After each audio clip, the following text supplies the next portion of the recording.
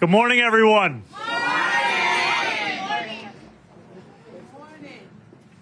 Please come on over, sir.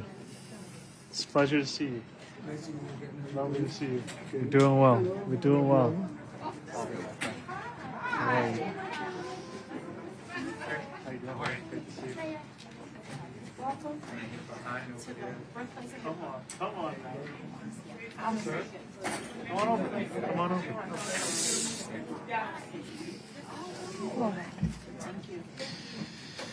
52 years ago, on a hot summer night, a new sound emerged from the first floor community room at 1520 Sedgwick Avenue, where we stand today.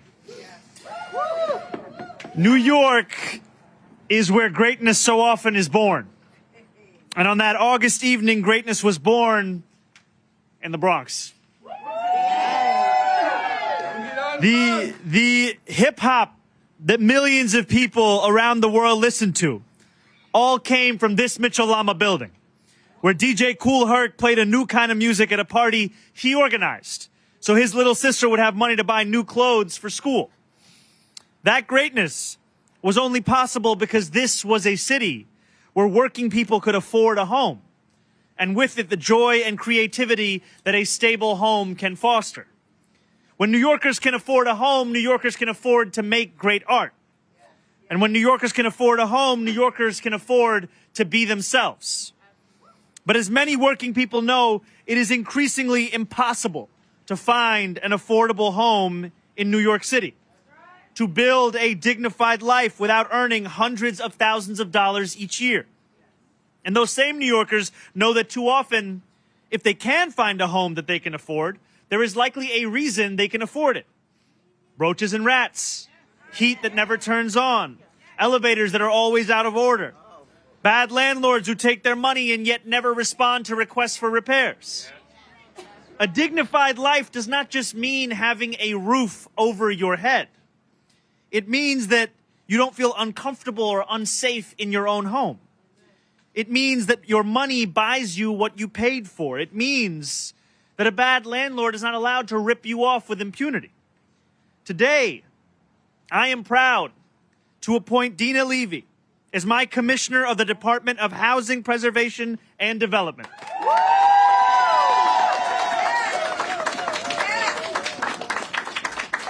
My commissioner will lead with a very simple remit, delivering affordable housing and dignity to New Yorkers.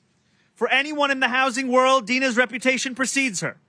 Her resume alone tells a story of both service and achievement. Senior Vice President of Home Ownership and Community Development at the Department of Homes and Community Renewal. Senior Advisor to the New York Attorney General. Director of Organizing at the Urban Homesteading Assistance Board.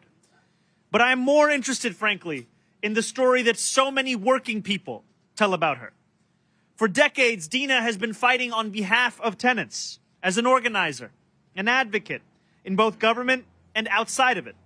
Dina is a true force, the kind of person you are so glad to have on your side and the one that you're terrified if she's on the other side. There are countless tenants in this building today who still call this building home, only thanks to Dina's advocacy.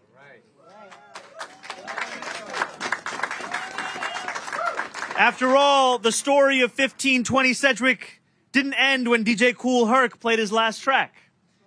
For decades, this building was a triumph of affordable housing, so beautiful that its tenants described it like a hotel.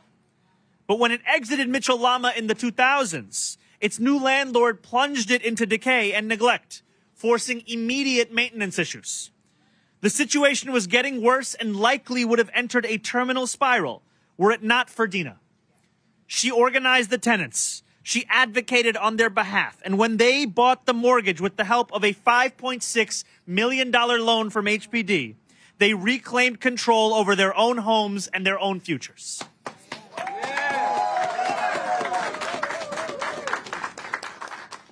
Dina will no longer be petitioning HPD from the outside. She will now be leading it from the inside, delivering the kind of change that can transform lives. Her leadership is the kind that New Yorkers have not known for far too long. Leadership unafraid to confront those who have mistreated our neighbors for too long. leadership that travels to every corner of our city to expose wrongdoing, and leadership that understands that no longer can the Bronx be a forgotten borough in this city of five. And so, as I am so excited to announce Dina as our new commissioner, I also want to say thank you to the incredible elected officials who have joined us here today, elected officials who have also embodied that kind of leadership in their work, whether it be in the state legislature or whether it be in leading the entirety of this borough. And I am also proud to announce that I will be signing an executive order directing HPD to work alongside the Department of Buildings, the newly invigorated Mayor's Office to Protect Tenants, the Department of Consumer and Worker Protection, and our newly created Office of Mass Engagement to hold rental ripoff hearings across all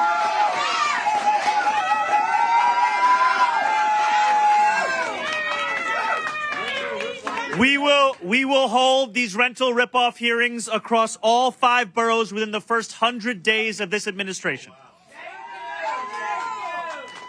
New Yorkers will be invited to participate and to share the realities that animate their daily lives.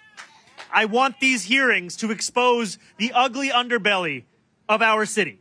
The rats that scurry through hallways, the children that shiver in their beds in the dead of winter because the heat is off, the fees imposed on pregnant mothers because of the fear that their babies may be too loud.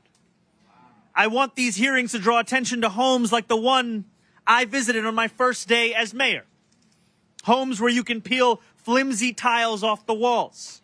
Homes where the pipes drip and rust. Homes where roaches scuttle across the floor. Homes where when you ask the tenant who lives there, when did this issue begin? They tell you it was when their oldest born was just a few years old. And when you ask them of their age today, they say it's more than 20 years old.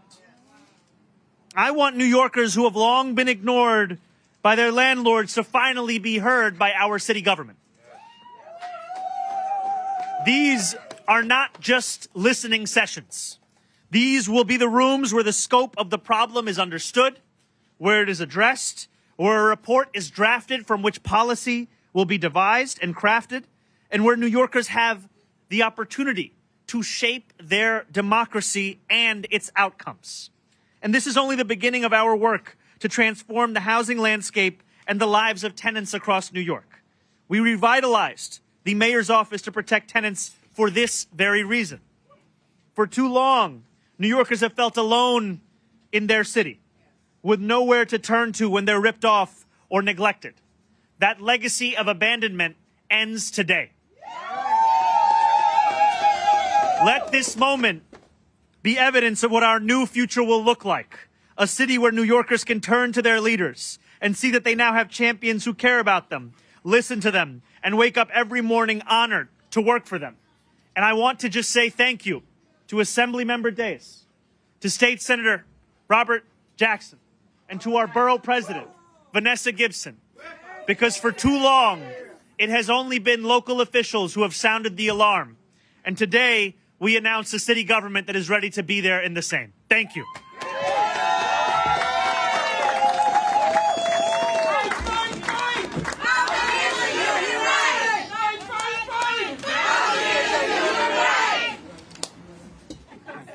So I am very, very happy to be here and specifically to be here. I want to start by saying what an honor it is to be asked to become a part of Mayor Mamdani's new administration and specifically to play a role in advancing his vision to make sure that New York City is an affordable place to live.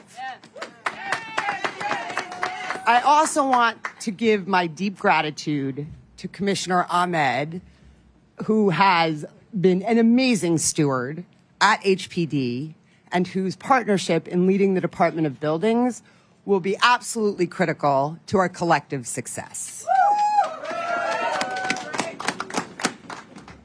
I started in affordable housing about 15 years as a community organizer, standing alongside tenants like the leaders here today at 1520 Sedgwick. Often we were fighting for basic rights, a crumbling ceiling to get repaired, or heat or hot water to get turned on.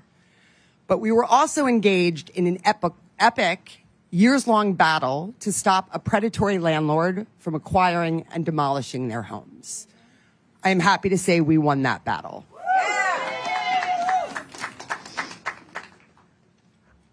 I have used those experiences to guide me as I've entered public service, and I have leaned on them in my last decade in New York State government.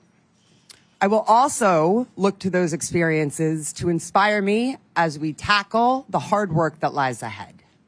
And I do know that the work ahead will be hard.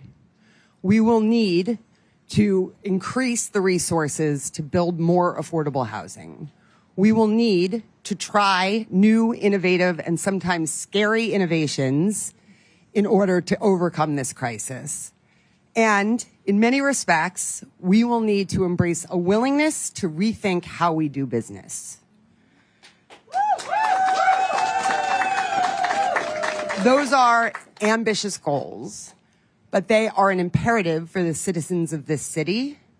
And I know that we will not overcome this crisis by setting a low bar.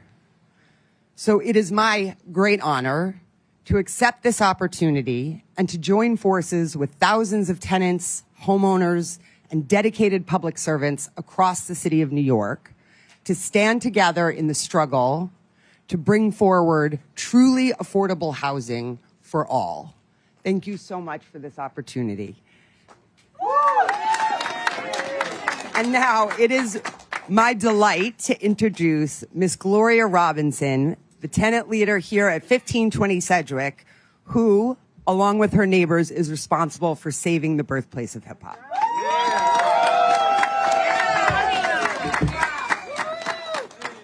Good morning, all. I would like to welcome all of you here to 1520 Sedgwick Avenue, the birthplace of hip hop. Right? And we are glad to have the mayor here, Mamdani, and for you to have such a friend as Dina Leader that she has been to us to be on your team. All right? I met Dina in 2008 when we noticed our landlord that our building was leaving the Mitchell-Lama program and being sold to some out-of-state big company. We fought like hell from that day on, and Dina was our backbone to this building. All right. If we did not save this building, we would have had nowhere to go. We would have been homeless. But thanks to Dina and her group from UHAB, they really tremendously helped us out, and we appreciate that. It's my girl. We are so happy that the mayor has made preserving affordable housing his biggest priority. So the tenants, other tenants that don't have to struggle like we did. And if Dina has their back, we know. If she had our back, we know she has your back. And we appreciate you so much for having this beautiful person on your team. And we welcome you. All right? Thank you. And now I'd like to introduce Fitzroy Christian for the tenants. Tenant Leonard Wicasa.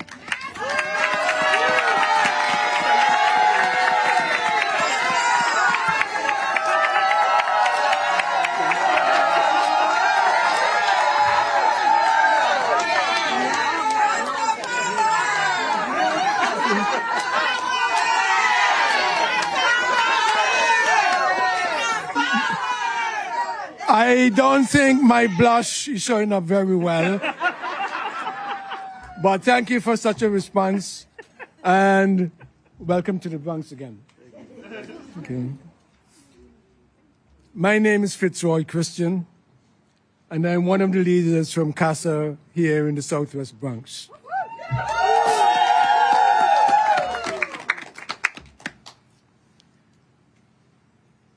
We in CASA, as a matter of fact, CASA is an acronym for Community Action for Safe Apartments, which we think is the only way human beings are supposed to live, in places that they're paying rent for, that are clean, healthy, affordable, and places where they can say, I can live here, I can bring my children up here, and my grandchildren can still be here because this is our home.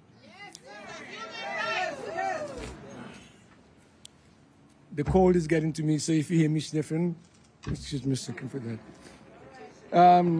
No, I'm good. Thank you. We have been here in the Southwest Bronx for 20 years, and we have been a part of many, many struggles on behalf of my neighbors' tenants, because I'm a renter also in a rent-stabilized building. Some of the things that we have managed to accomplish for all of us are having lawyers in housing court when we get there for the right to counsel. We were able to push back against a rezoning of Jerome Avenue and the block in which I live because the landlords were asking for my children, my right arm, my wife's left arm, my grandchildren, and we had nowhere to go if they were to have their way. We organized in CASA and our coalition partners, and were able to get enough so that we can stay there. And today I can say if I live another 20 years, 25 years, I'm still going to be on Jerome Avenue in the Southwest Bronx because this is now my permanent home. This is the work that we do at CASA.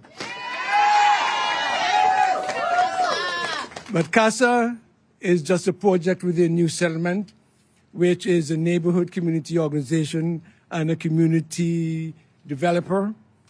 And apart from the homes that they are providing, very affordable for Bronxites, they provide things for our grandparents. So you could go to 1501 Jerome Avenue and have grandma and grandpa learn to swim and get their exercises and stay stronger and live healthier because New Settlement is providing that resource and that service to them.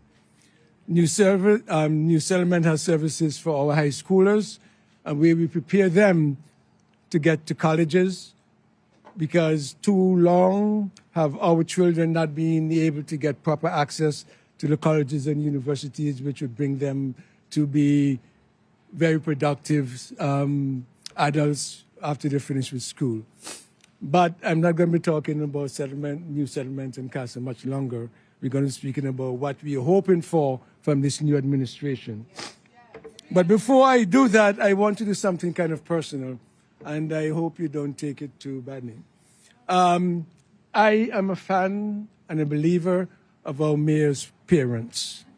And I tell you why. I grew up in the 1960s. That's when my teeth began to grow. I began to feel as if I'm somebody, I'm not a baby anymore. My parents were part of the anti-colonial struggles in the Caribbean, and I have relatives on the other islands who were also fighting for independence against colonialism from Britain and France. The mayor's parents teach us what we didn't know and what we forget here at the university level. Who is not teaching at a podium like I am speaking to you now, doing it with cameras and other media so that we do not forget where we came from, what we accomplished, and what we can accomplish going forward. So I want to say that with that kind of pedigree, I have very high hopes for our mayor. No pressure. And CASA and our colleagues and our coalition partners, two of which are here, Hope. Okay. ACC, I thought I saw somebody from ACC here a little bit earlier. We are going to hold our new mayor's feet to the fire because for too long have we not enjoyed our homes. He has come with a promise that we have been waiting for from our city leaders for a long, long time. We are not going to let him get away with empty promises. We are going to be fighting for him, and if he does not show up, we're going to be fighting against him. Because we want to live in dignity, and we want people to learn that when they make promises to tenants, they got to keep them. If you don't keep them, you're going to face the consequences. Housing is a human right. Okay, so let me move on.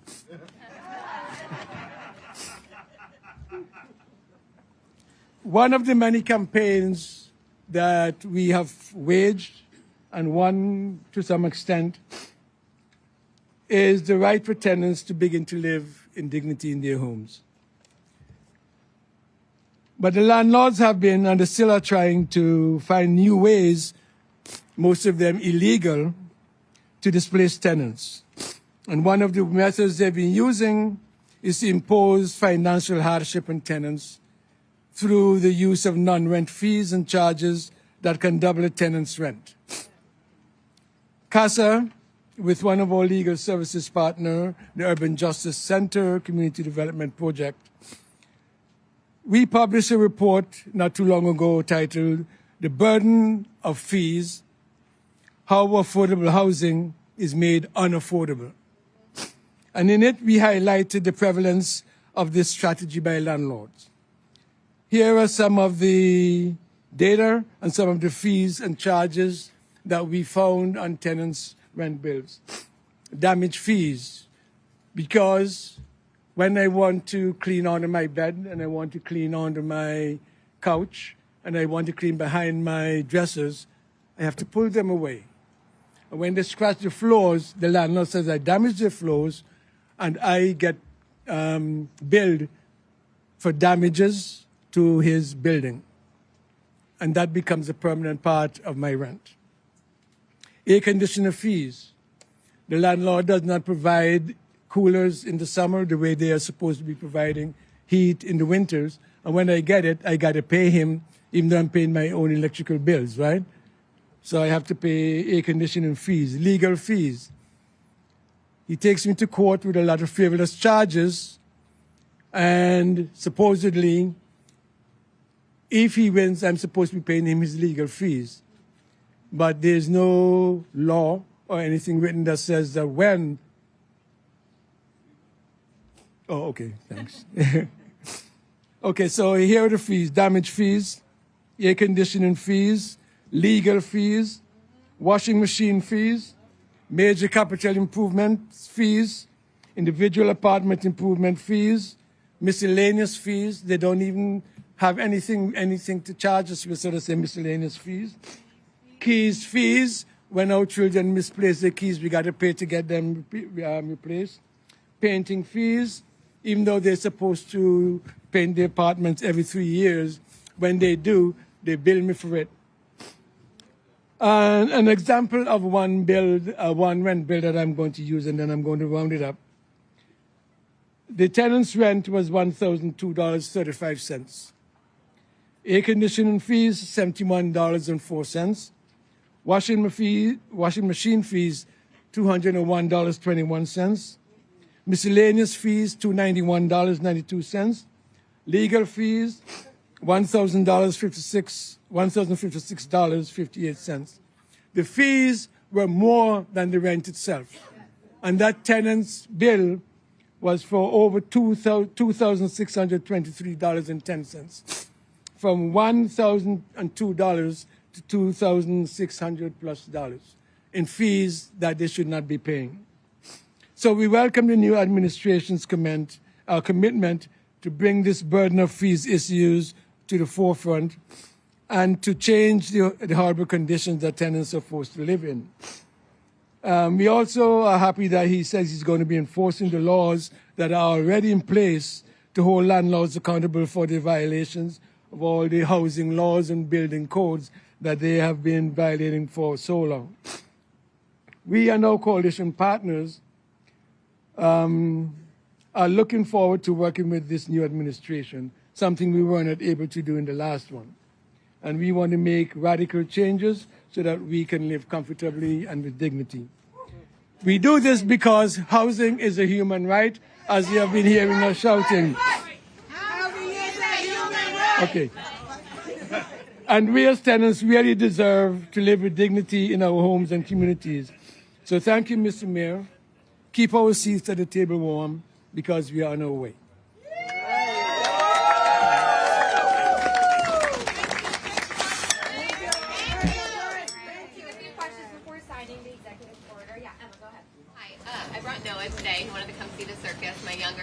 Hey, Noah. So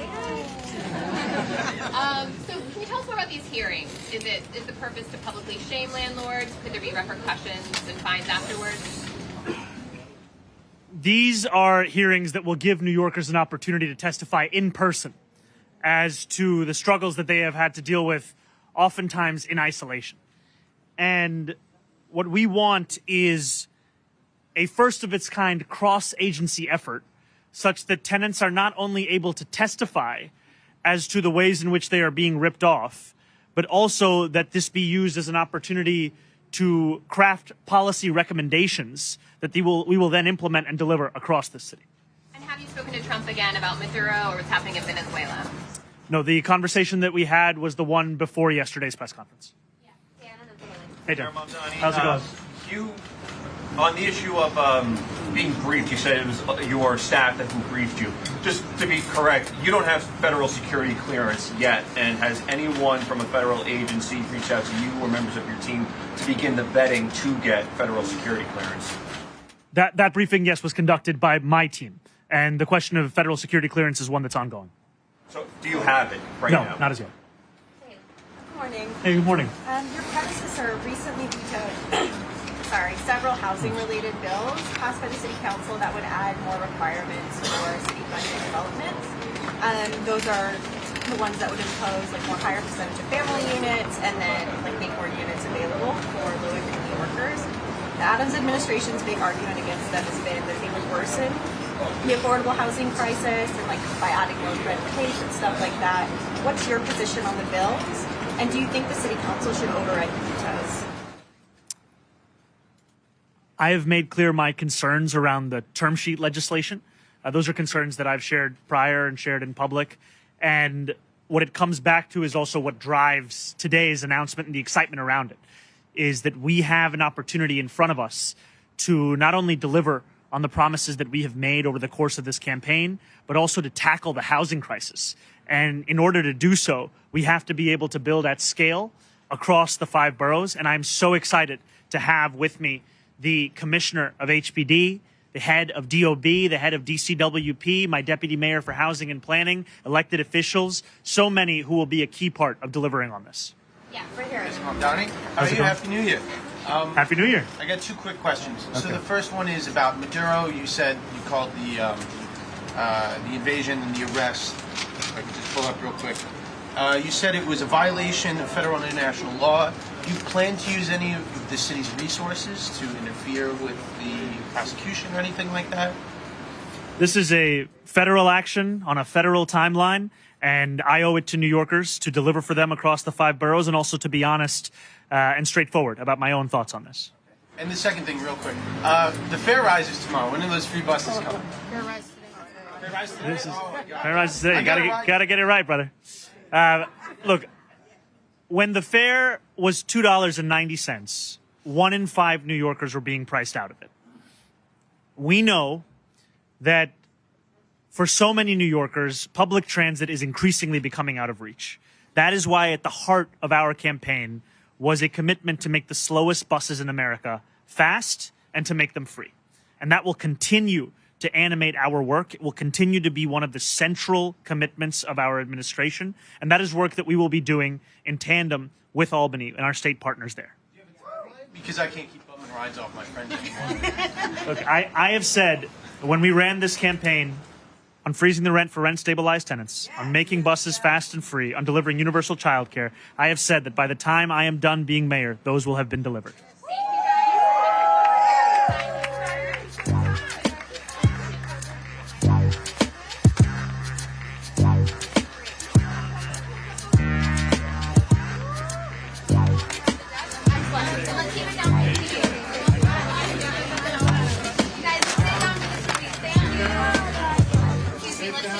Down, please.